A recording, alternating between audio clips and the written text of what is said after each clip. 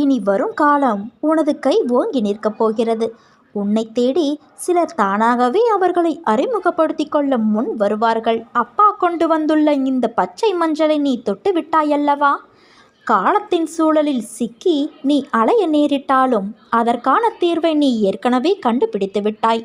எப்போது என் திருவடி பற்றி நேர்மறை எண்ணத்தோடு நம்பிக்கையோடு நடக்கும் நிகழ்வுகளை எதிர்கொள்ள ஆரம்பித்தாயோ, அப்போதே உன் வாழ்க்கையில் வீசும் புயலை எதிர்கொள்ளும் சக்தியை பெற ஆரம்பித்து விட்டாய். பல இடங்களில் அதை ஞானத்தோடு பயன்படுத்தி கடந்து வருகிறாய்.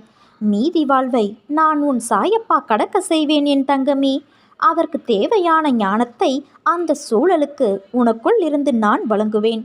அதை பிடித்து கொண்டு நீ முன்னேறி செல். யாராவது நம்மை இகழ்ந்து பேசினால் பதிலுக்கு அவர்களை இகழக்கூடாது. அவர்களுடைய இயலாமையால் தான் அப்படி ஒரு முடிவுக்கு செல்கிறார்கள். பதிலுக்கு நாமும் செய்தால் மரியாதை